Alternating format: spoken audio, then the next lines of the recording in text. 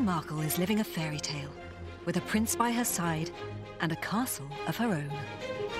Frogmore is a royal residence. It is very grand. One of the nicest things about Frogmore Cottage is that it is just a stone's throw away from the Queen's residence at Windsor Castle. After a $4 million upgrade, it's decorated for a duchess. Velvet sofas, old mirrors, multi-coloured cushions. There is a granny annex for the glamorous Granny Doria. Meghan's keen to have a space for yoga. Life as a princess may be privileged. The butlers, the chauffeurs. The cleaners, the cooks. It's all very Downton-esque. But Meghan's every move is in the public eye. Probably the most difficult part of marrying into the royal family would be the fact that there's no privacy. I think I'd find it quite difficult having people around you the whole time. So she needs her palace to be a private sanctuary. It's countryside, it's private, it's secluded. It has a wall built around the property. They can literally throw open their doors and windows, be totally free, totally private. And now baby makes 3. It's going to be a much smaller, intimate household in which they want to bring up their baby. We know that they're going for a grey in the nurse, which I think is actually very chic. It's going to be the chicest baby there is. Well, I should hope so. How will Meghan redefine what it means to live like a royal? They want the craziness of being a member of the royal family to end when they go inside their homes. It's a very modern princess thing to do, I think. Modern princess, I like that.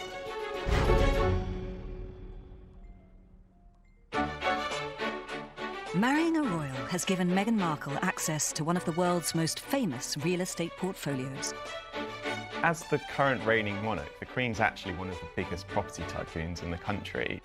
The Queen has a property empire worth billions. Everything from cottages, castles, palaces, all up and down the country. Windsor, Sandringham, Holyrood House, Clarence House, And the Hall. Buckingham Palace, Balmoral, Frogmore Cottage. Kensington Palace. There's a very sumptuous palace in the middle of London. With so many properties, the Queen has plenty of space to house her family. After Meghan and Harry said "I do," she needed to find them a palatial pad. It's long been tradition in the royal family for newlyweds to receive a home to start their new royal family life.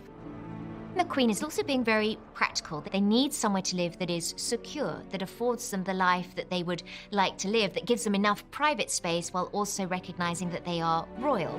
She doesn't sit there sort of with a monopoly board. What is it that you would like? Where would you like to be living? Then she looks to see what's available. When we got married, we didn't quite receive a house, did we? Maybe a toaster. A small sausage dog for our wedding present. The Queen's youngest son, Edward, and wife Sophie got lucky with their wedding gift in 1999. They live in one of the Queen's most splendid houses. A Victorian Gothic mansion with 57 rooms set in 87 acres. Bagshot Park is one of the largest properties that the Queen's given out to her children or grandchildren. It's so big that just a few years ago, Edward and Sophie had to hire a programme coordinator just to look after the various members of staff. There's the glass coach, driving directly past our camera. When the perfect property isn't available, the Queen goes shopping. She splashed the cash to buy her daughter her dream home. Princess Anne and Captain Mark Phillips, who she married, were both very, very keen horse people. And when they married, there were no properties available within the royal portfolio. And so the Queen found Gatcombe Park for them, which is absolutely perfect for their equestrian needs. Gatcombe Park is very much a working farm, and there are saddles and riding boots and hay. No one is standing on ceremony. The Queen funded her second son, Prince Andrew, when he and wife Sarah Ferguson built their own home. They designed and built this huge country house not far from Windsor called Sunninghill Park. It seemed to be very brash and modern and very unroyal. It was of a time. It was of the 80s, and the 80s were not the most beautiful aesthetically. I imagine inside it was filled with pelmets of swags of shot silk everywhere. If you look at how Fergie dressed in the 80s, I imagine it would look like that. I'm like big puffed shoulders, like the curtains reflecting that. For sure. It was immediately labelled South York after South York, the Dallas television series. I thought it looked more like a Tesco supermarket. But Fergie and Andrew took it on the chin. They didn't care. They loved living there, and it's where they began raising their children. But the house didn't last much longer than the marriage. It was sold to a Kazakh oligarch who let it fall into disrepair and then pulled it down. The Queen gifted Kate and William use of an apartment in Kensington Palace and Anmer Hall on her Sandringham estate in Norfolk. William obviously has been going to Sandringham since he was a dot, so he knows that area very well. It's relatively private. Part of William and Kate's decision to go to Norfolk was because they have this very tight-knit group of friends there. The Turnip Toffs, these would be people who'd been mates with the Queen and Prince Charles, you know, multiple generations. That area of Norfolk in the summer is very happening for posh people. North Norfolk, the coastline, it's got very beautiful beaches, big houses where other sort of posh earls and friends of the royal family live, lots of big estates. It's certainly a very popular, posh British hangout. With so many homes already gifted, what was left for Meghan and Harry? The Queen found them Frogmore Cottage, a des res hidden away on the Windsor Castle estate. It makes sense to me that Harry and Meghan wanted to move to Windsor. For obvious reasons, Frogmore is very personal to them because it's where they held their wedding reception, it's where they did their engagement photographs. Harry has spent a lot of time in Windsor when he was at school at Eton. He loves Windsor. It's not too far from the City of London, so they can easily get into town, but they've got the best of both worlds. It's countryside, it's private, it's secluded, isn't it? Frogmore itself has this fantastic history. Victoria adored it. That's where she wanted Albert to be buried. And all sorts of fascinating people have lived at Frogmore Cottage, including Abdul Karim, who was Victoria's favourite Indian servant. And they used to curry together, they used to talk about India together. They had this incredibly intimate friendship. One of the nicest things about Frogmore Cottage is that it is just a stone's throw away from the Queen's residence at Windsor Castle. You're not far away from the Long Walk, and from there it's straight up to Windsor Castle itself. And I think for the Queen, having one of her favourite grandchildren nearby is quite a nice little luxury. You know, I'm sure that would have gone through her mind when she gave Frogmore Cottage to Harry and Meghan.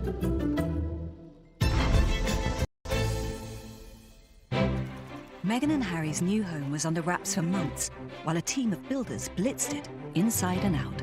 Frogmore Cottage needed huge amounts of renovation. They've reportedly... 3 million, apparently. Yes, £3 million worth of renovation.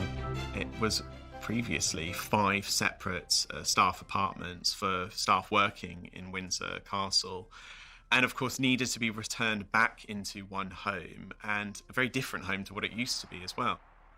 There is a annex for the glamorous granny Doria, who's going to be flying in. Heathrow's so close, so it makes sense that there's somewhere for her to stay when she comes to look after the baby and visit the family. Harry and Meghan are a modern family. They want certain spaces that weren't even thought of in previous eras. Meghan's keen to have a space for yoga, and Harry wants a home gym. You know, these are things that members of the royal family didn't have in the past.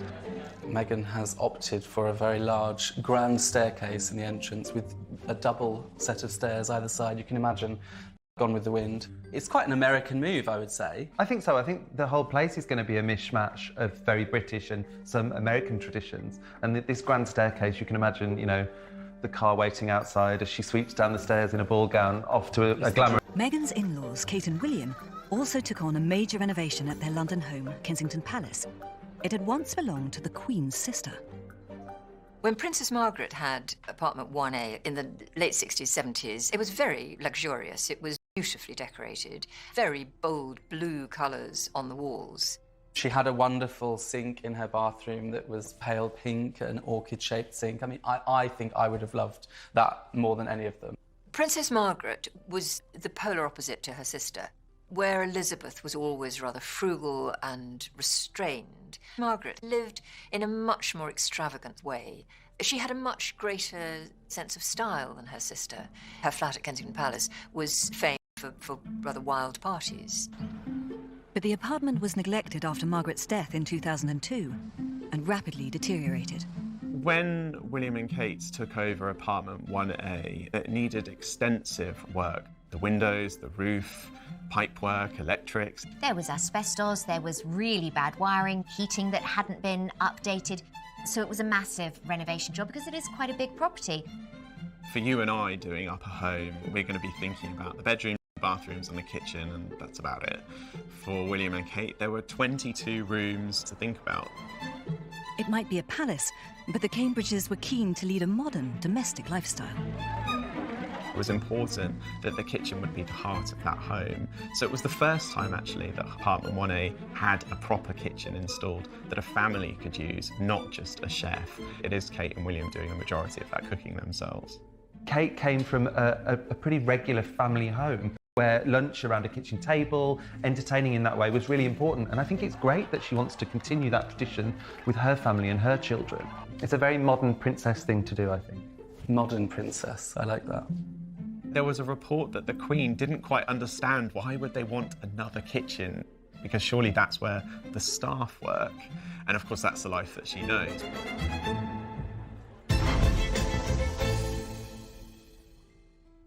Although the royals spent $4 million on the renovation of Meghan's home and around $1.3 million on Kate's, the Queen likes to be frugal when it comes to her own homes. The Queen is very aware that many people in the country don't have much money, only have small houses, lots of people don't even own their own home. She's very aware of her public image, and unlike many other royals, before and since, she really hasn't renovated the palaces very greatly. They remind her of her happy childhood with her parents. She has moved into what they are and been happy with what she has. However, after years of neglect, the Queen had to give Buckingham Palace a much-needed makeover. 2016 saw the start of a 10-year renovation project. It's a lot on the dilapidated side. Bits were frankly falling off. Chunks of masonry from the portico, one nearly hit Princess Anne a few years ago. It's incredibly run down in the places that we, the public, don't get to see, and requires a lot of money to bring it up to any kind of livable state. Much of the palace's 100 miles of electric cable and 20 miles of heating pipework will be replaced in the $480 million refurbishment. Now, much of Buckingham Palace hasn't been touched in 50 or 60 years, so there's boilers that are leaking, there's asbestos, there's dodgy wiring, there's so much that hasn't been replaced. A major justification for the Buckingham Palace renovation was to avoid a catastrophic fire like the one which ravaged Windsor Castle in 1992. The Queen was devastated by the Windsor Castle fire. She really sees herself as a keeper of royal history. So to see it go up in flames as quickly and voraciously as it did was devastating. The firemen, they were amazing. Prince Andrew did a very good job of sort of leading a chain where they were getting all the artefacts out, the art and the priceless antiques. Her Majesty's absolutely devastated. She is at present inside the castle, helping to take stuff out of the castle to work smart. The castle needed a 5-year, $50 million restoration to repair the destruction. When they were doing the renovation, they did think, now that it's a burnt-out heap, how can we make this more energy-efficient moving forward? How can we make sure that we restore it to its former glory, but make sure that the wiring is correct this time round? So, yes, they were able to use it to correct some old issues and bring it up to the present day.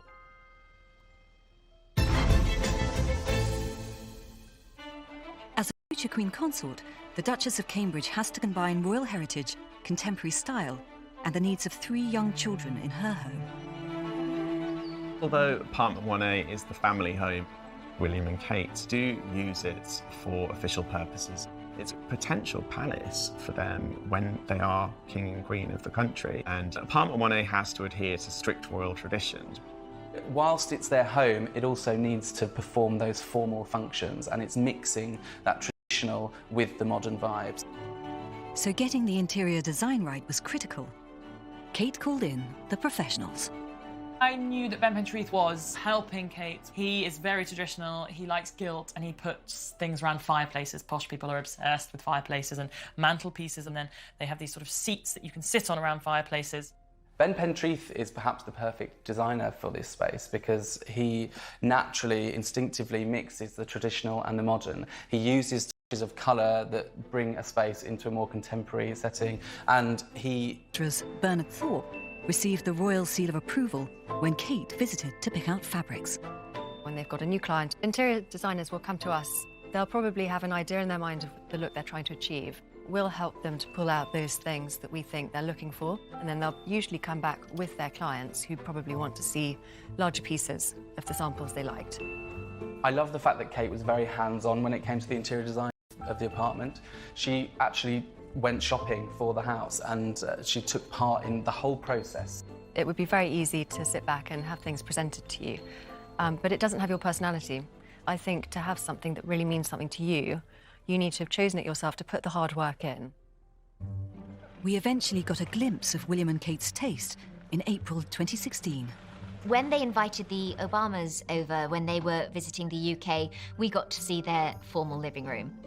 People were very excited. All the newspapers were zooming in on various parts of the official photograph. My first impression of the Barack and Will picture was actually that it was quite traditional. But when you start to break it down and look in more detail, you can see those modern touches. It's very gorgeous, and the fashion at the moment is for elephant's breath and buttermilk and magnolia. The curtains are a little bit too long, which I love. It's quite casual and relaxed. Yeah. They're obviously a sort of natural fabric. There's some texture there. It just is a nod to a slightly more casual. The loosening of the tie, if you like. Yes. I was lucky enough to go inside apartment 1A. I've had a lot to take in. Got George coming down the stairs in his pyjamas to say hello to Barack and Michelle. And of course, Kate and William. The place itself is very impressive. It's very formal, a lot of artwork on the walls. The juxtaposition of the lucite table with the demi-lune behind, the gold-gilt demi-lune no less, is just showing very stark contrast between the old and the new. We've seen Kate shopping in places like John Lewis and very sort of, I guess, normal everyday department stores in the UK. And you can see touches of that around the home. I think it's a little bit older than perhaps what we'd expect for a couple in their 30s. Kate and William are a relatively young couple, so I expected their apartment to reflect that a bit more, but instead we saw something which you sort of expect in Buckingham Palace, which might have been a room that had looked the same for sort of 200 years. I just thought there might have been a more relaxed vibe to it, and there wasn't. But then on the other hand, they do need to have a certain level of grandeur in these rooms, but I think there's a way of doing grandeur and not making it look quite so sort of 18th century. Meghan and Harry are known to have more contemporary tastes and want a cooler vibe for Frogmore Cottage. Meghan has a more relaxed style than Kate's, fewer dead relics on the walls perhaps, more contemporary art. Harry and Meghan, I think, are creating more of a kind of hotel vibe. Got a glimpse inside Meghan's home in Toronto, and she clearly loved white furnishings. It was all very clean, fairly monochromatic. It was cosy still, but she loved big white flowers. Everything was kind of white. And actually there's a flower seller outside St Mary's Church on Kensington High Street, and Meghan regularly buys flowers from her, and she said she always buys white flowers. Harry and Meghan's first date was at an outpost of Soho House, Dean Street Townhouse. So they, since the very beginning, have been big fans of this chain. Makes sense that they've hung out there. It's very fashionable, lots of celebrities are members. And then we know now that Vicky Charles, who was the group design director for Soho House for 20 years, has been designing Frogmore Cottage. And so it's really her vision. If you go to a Soho House, it's quite shabby chic. Velvet sofas, old mirrors, sort of multicoloured cushions, log stoves. The interiors there are all about atmosphere and creating somewhere that is really safe and comfortable and elegant. And I think we're going to see a lot of that translated into Frogmore. I think there's going to be lots of warm layers and textures, and perhaps some colour as well. And this modern style even extends to baby Sussex's nursery. They're actually using a vegan organic paint, which is scented with rosemary and eucalyptus. We know that they're going for a grey in the nursery, which I think is actually very chic. It's going to be the chicest baby there is. Well, I should hope so. For Meghan and Harry, Frogmore Cottage is an idyllic escape from Kensington Palace, where they first set up home together. The palace is in the centre of London and surrounded by onlookers. Probably the most difficult part of marrying into the royal family would be the fact that there's no privacy, or very little privacy. The governess of the Queen said when the Queen was a child, royals are only private in the womb. Kensington Palace also houses multiple generations of royals. It's essentially an upmarket housing estate full of Windsors. Margaret was there, Princess Margaret, the Duke and Duchess of Kent, the Duke and Duchess of Gloucester, Prince and Princess Michael of Kent, and now we've got a new generation, William and Kate and their 3 children, George, Charlotte and Louis. They now occupy apartment 1A. Eugenie and Jack, they live in Ivy Cottage. Harry and Meghan were living at Nottingham Cottage. It's a lovely, cosy 2-bedroom cottage. Of course, it's where Harry famously proposed to Meghan. The palace was William and Harry's childhood home. Their mother Diana moved there in 1981, along with many of her staff and their families. If father had been working in the press office for Charles and Diana. He was one of their press secretaries. It was actually very special living at Kensington Palace. I was in my late teens, and we would see William and Harry coming and going with their nanny. Diana would liken Kensington Palace to Coronation Street. I guess that's the very English version of Melrose Place. Kensington Palace is stuffed with all the royals, all living together. I can't imagine living with my in-laws in that way. It would be crammed in the same space, aren't they? It must be like sounds mean, but there's a lot of room, but you're right on top of each other. Yeah. I think it's just, when you're living in close quarters with family members, there are curtain twitchers. People are sort of watching who's coming and going. Princess Margaret, for many years, lived next door to Diana when she was on her own there. And I think, Princess Margaret was very sympathetic to Diana. But I think there was also a feeling that the gardens were perhaps overlooked and there was not much privacy there. After Diana separated from Prince Charles in 1992, Kensington Palace was surrounded by press photographers, eager for a shot of the world's most famous single woman. She was constantly seen coming and going because in her era, paparazzi photographers were allowed to stand at the gates. So there was any number of photographs of her driving in and out. Diana was very good at actually dealing with that. Reluctantly would give them a smile and a wave and look as though that she wasn't bothered. But deep down, yes, she didn't like it. She did see it as an invasion of her privacy. If Diana happened to have a gentleman friend that she wanted to see, yes, they were smuggled in the boot of a car because that was the only way to avoid any kind of scandal, salacious gossip. It probably did feel like something of a gilded cage because she couldn't go anywhere. And that's why she had asked her brother, Charles Spencer, if she could have a bolt hole on the Spencer estate. He at first said yes, and then he reneged on that offer because he was worried that there was going to be too much press intrusion. And as a result, he and Diana had a frosty relationship. Sadly, they were never able to reconcile. Kensington Palace became the focus of the world's grief after Diana's tragic death in 1997. Harry watched what happened to his mother, and he, I think, is absolutely determined the same thing will not happen to Meghan.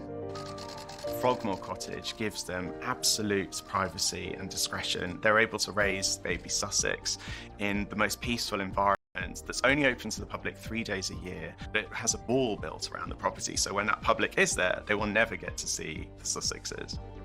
I think they're going to love their life there because they can literally throw open their doors and windows, be totally free, totally private, totally secure, and it will be a beautiful place to raise a family. Meghan and Harry may be raising a family now, but they're also taking on more royal duties as the Queen steps back. So where do they escape to when they need a break from the day job? When you're a royal, you can't just pop to a hotel in France for your holiday. It would just be chaos. So you have to use your palaces. You have to go to Balmoral for summer, Sandringham for Christmas. Meghan was invited to spend Christmas with the royals at Sandringham before her marriage. It was King George V that said there was no better place, I'm paraphrasing, but no better place that he loved than Sandringham. King George VI, the Queen's father, felt the same way. And for someone who's now been Queen for 67 years, there's very few opportunities where you're not on duty. She has memories in those places with her own family as well, so those moments are to be cherished. The Prince of Wales bought himself a hideaway of his own just before his marriage to Diana. Highgrove is very much a Georgian country house. It's got a nice atmosphere about it. It's just got a much more family-orientated feel. It's a place he loves to spend the most amount of time. It's a place he feels most at peace. But Highgrove isn't everyone's idea of the perfect hideaway. I think Camilla finds Highgrove, it's Charles's place. It's not their place. He lived there with Diana. I guess quite a lot of her memories will be from the Diana years when the War of the Waleses was in full flood, when the ghastly tape recordings were being published of their late-night conversations. It was a very difficult time for her and a very painful time for her. The place she and Charles love to be together is Balmoral, up in Scotland. That is, I think, where they are at their most relaxed. Charles inherited his passion for Scotland from his mother. The Queen really loves Balmoral. It is her beloved place, and I'm not sure whether any monarch ever again will love Balmoral like the Queen. I think she just loves the family time that she's afforded there. The Queen ensures she's surrounded by family at this remote Scottish castle, inviting William, Kate, Harry and Meghan to spend summer holidays there. Only a few privileged guests from outside the family get to join them. My dad has a great story. He got to go up to Balmoral and the Queen invited him and their other guests for the weekend on a picnic. And then after the picnic, everybody clears up together. And he went to the sink and he didn't really pay attention to the person standing next to him. He just said, as one would, "I'll wash you dry." And this voice very curtly says, "No, I'll wash you dry." And it was the Queen. I know. She's not precious. Yes, we want her to behave like the Queen when we're seeing her out in public, but I kind of love that she's like the nation's favourite granny too. And when Meghan stays at Balmoral, she'll need to be careful what she packs. I know that Cherie Blair, the wife of the former Prime Minister Tony Blair, the Prime Minister's always invited to go and stay up at Balmoral, the Queen's Scottish castle, and Cherie had packed and didn't realise the first year they went that a butler or valet would unpack for her. I was then mortified to find out later that they'd unpacked her stuff and her contraception had been put in a bathroom cupboard. This is why they say their son Leo came about, because when they went back the next year, she didn't pack contraception, supposedly, because she was so embarrassed at the thought of a fixture on the Queen's calendar. But is it really the perfect summer vacation spot for Kate and Meghan? Kate loves that same royal lifestyle. She loves all the outdoorsy things. She wants to be surrounded by dogs and out in the stream.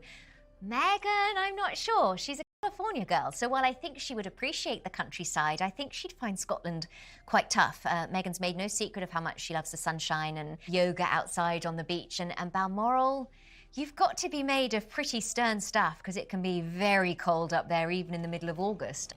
I'm sure she will go because Harry will want to go and she'll want to go and share that part of his life with him, but I'm not sure we will see them go for perhaps the same length of time as they would have done in previous years.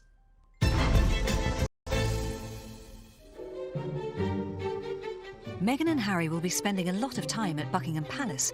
They have a suite of rooms there to house their support staff and provide them with a London crash pad. The palace is also the Queen's office and needs a cavalry of staff to keep the wheels rolling.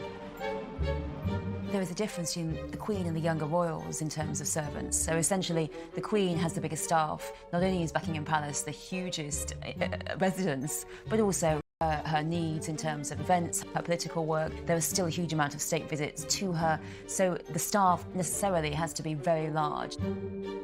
There's 450 Buckingham Palace staff working just on the private residences there, and that's not including the spaces that are open to the public or to any of the kind of garden spaces.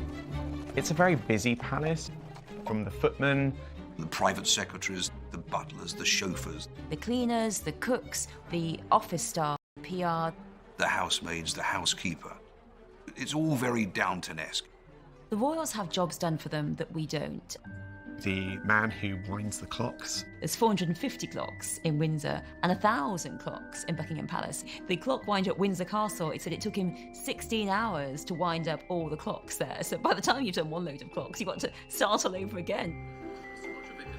The dresser is something that seems a very unique royal job. They will organise the outfits, they will sort out everything with the dry cleaners, they will pack everything, and they will also help to dress you. The Queen's relationships with her dressers is incredible, and there's a brilliant story that one time 2 of her dressers were arguing so much that she came down to the servants' quarters to bed down because she just didn't want to interrupt, because they're both so important to her. She didn't want to interrupt and get in the middle of the fight. The Queen has her own shoebreaker in her, and why not? She has a lot of walking to do. They are custom-made shoes. The shoebreaker in her takes them and walks around Buckingham Palace until they are the perfect level of softness for the Queen to wear. Some of the traditional jobs at the palace might seem rather eccentric to a modern-day princess. For the Queen at Buckingham Palace, things are a little different. She has a piper, a bagpiper, that plays for her every morning without fail.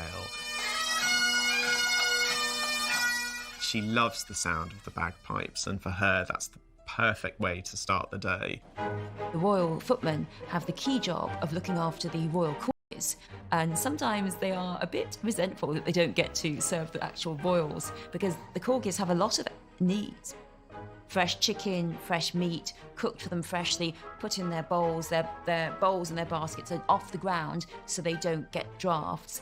And some footmen in the past have been a little bit frustrated by this. When Meghan's at the palace, every royal servant she comes into contact with is governed by a strict code of conduct. The house is packed full of people. You're really supposed to try and be as inobtrusive as possible because you cannot bump into a royal. So it's not an equal sharing of the house. It is the royal's house. And so if they are trying to get somewhere, you need to get out of the way. And that's the way it works. And all staff are sworn to secrecy. It's the fear that even the most trusted servant might one day sell his soul, and your story, your innermost secrets, will be splashed across the front page of a newspaper. There have been royal members of staff who've gone on to a degree of fame, notoriety, to a degree of financial reward. I think the most fascinating story is Miss Marion Crawford, who was the governess of the Queen and Princess Margaret when they were little girls. She went with them to Buckingham Palace when their father became king. She was there for the courtship between Elizabeth and Philip, and she was such a trusted member of the household. They told her everything, they were devoted to her, and when she left the household, she wrote a book about the princesses, about everything. And this was published in America. Now this incredibly private family, all these secrets are laid bare, and the royal family were really shocked. They were shocked, they felt betrayed, and they never spoke to her ever again. If you leave and you talk, then that is the end of any relationship you've ever had with the royals. Harry's been brought up with servants, but for Meghan it's a whole new and luxurious way of life. Prince Charles's former butler, Grant Harold, trains staff to cater for the famous, rich and royal. At the state dinner at Buckingham Palace, pudding cutlery always goes at the top. As well as doing all the traditional things you expect, I teach them how to shake hands, how to sit down correctly, how to walk correctly. When you do a breakfast tray in a royal home, the teapot, make sure that it's already pre-warmed. We've got some toast. Royal homes, stately homes, they tend to cut the crusts off. Now, there was an old rule from years ago that married ladies could have because they weren't married and they were looking for a husband. Princess Margaret famously used to be brought a breakfast tray, I think at 9 o'clock every morning, and then she'd spend the next 2 hours lying in bed, reading the papers and chain smoking. Try to keep it level as you go up the stairs. She'd be brought buttered eggs. She wouldn't ever call, they weren't supposed to be called scrambled eggs because scrambled was deemed common, but buttered eggs supposedly was what she was brought on her breakfast tray. You get to this point, knock twice, you just want to... Come in. Good morning. Good morning. Is the tray right here? Perfect, thank you. Meghan can learn from the Queen how to be the hostess with the mostess at her own royal palace. You and I might have a dinner party and invite perhaps 6 friends round. The Queen very often will have a banquet for hundreds of people at Buckingham Palace. And although she has all these people to do the work, she is actually a fantastically good hostess and quite a proud hostess. And she will go and check the arrangements before any banquet. If she's got a visitor coming to stay, like Barack Obama, Thank you so much. she will inspect the rooms. She would choose which suite of rooms they're going to stay in Buckingham Palace, and she will check them out. She will select some books to put by their bedsides, and she would generally prepare for a guest like you and I might prepare for a guest. There are even strict rules for those royal guests to follow. If you're lucky enough to go to an event at Buckingham Palace, what might surprise you is that the menu will not be in English, it will be written in French, which is a very old royal tradition. It's quite nice, and I think it keeps people on their toes as well, because when they sit down, they've suddenly got to really concentrate on what the menu says. If you're dining with the Queen, you've got to make sure that before the Queen stops eating, you've finished. If you haven't, then unfortunately, the staff will come in and take your plate away. But dinner at Meghan's place is likely to be a much more informal affair. Meghan loves to cook, we know that, and she loves to entertain and prepare food for her friends. So I think moving to a much bigger space, we're going to see her entertaining more, lots of private parties with pals, where I think it'll be quite relaxed. I don't think you'd be very relaxed if you were invited over to Meghan's house for a party. Can you imagine? Meghan and Harry's more relaxed attitude to protocol means they won't surround themselves with servants. There has been an attempt from the Duke and Duchess of Cambridge to have fewer staff around them. And I think that the trend of the younger royals having a smaller staff is going to be even more intensified with Harry and Meghan setting up home in Frogmore Cottage. I can't think that Meghan and Harry will ever want a huge number of staff, but I do think that they will need somebody who will manage whether Harry and Meghan would go the whole hog and have valets and footmen. Harry, I think, finds his father's lifestyle probably a bit over the top. He is of a much younger generation, obviously, and he's had a lot of friends, and he's been to their houses. He was in the army. He is probably more comfortable with the frugality than the huge staffing levels and luxury. At the last count, Prince Charles had 118 staff, which means he never has to do his own chores. A 2003 documentary shows Harry cleaning his own boots, something his dad can't get his head around. What? Yes, I'm not just doing it for them. I'm not just doing it for them. I always do it. I always clean them. I played yesterday. I didn't have a chance. If someone else to do it for you. Huh.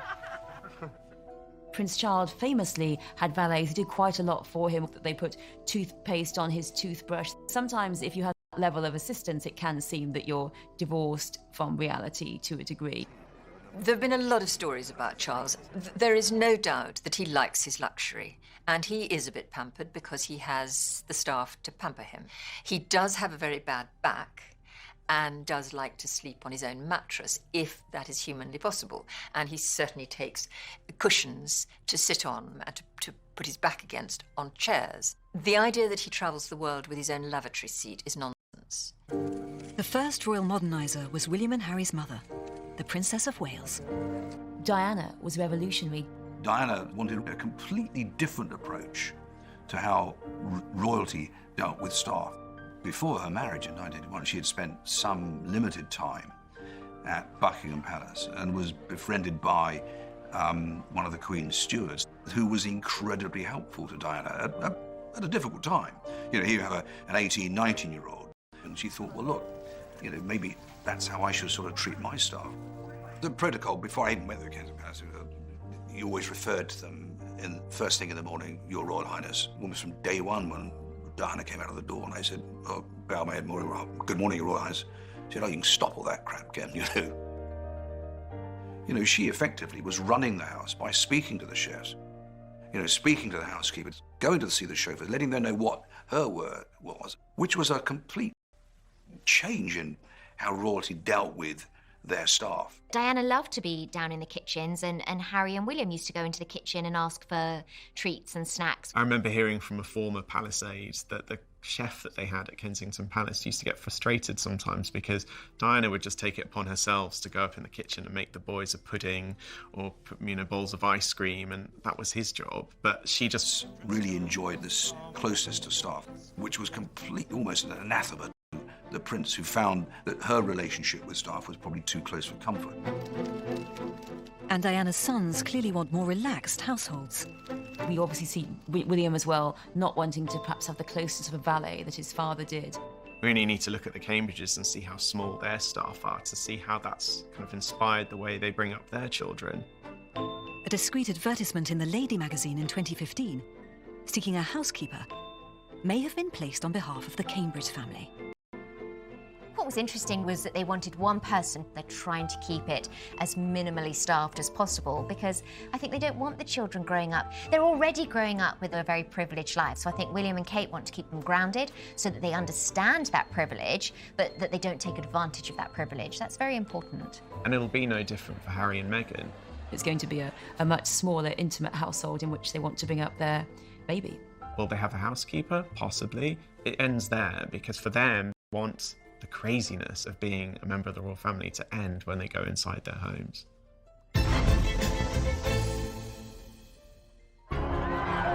As they step onto the international stage, Harry and Meghan will have to balance two extremes: family life and royal life. Frogmore is a royal residence. It belongs to the Crown Estates, and it is very grand. So life will be much more royal than it was in the early days when they were together. This royal life will take them across the world, and even possibly to a new home. Perhaps they might think about an overseas property, the Hamptons maybe. I can see Harry rocking some swim shorts in the Hamptons. Bit of Ralph Lauren over the shoulders. Yeah. I think Meghan's going to want somewhere by the sea, perhaps in California, in Malibu, somewhere where the days are long and the weather is hot. I could even imagine them taking a small apartment in New York. That would feel Meghan. I'd like that. That would be quite nice, wouldn't it? And they'll redefine how the royal family works and lives. In recent years, we've seen William, Kate, Harry and Meghan leading the normalisation of the royal family, taking the royal family into a very new era, making it clear that they are people just like you and I, albeit in much nicer homes.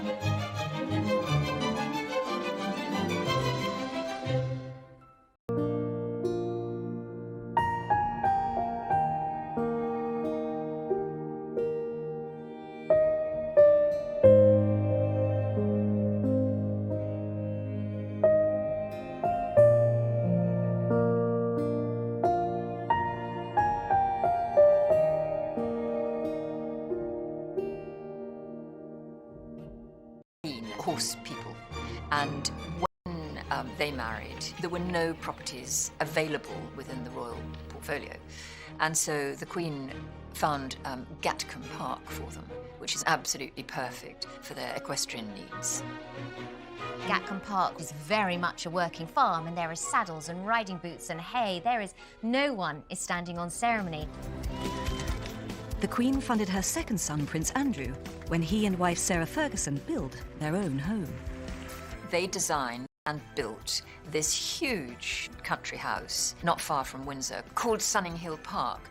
It seemed to be very brash and modern and very unroyal. It was of a time, it was of the 80s, and the 80s were not the most beautiful aesthetically. I imagine inside it was filled with pelmets of swags of shot silk everywhere. If you look at how Fergie dressed in the 80s, I imagine it would look like that. I'm like big puffed shoulders, like the curtains reflecting that. For sure. It was immediately labelled South York after South York, the Dallas television series. I thought it looked more like a test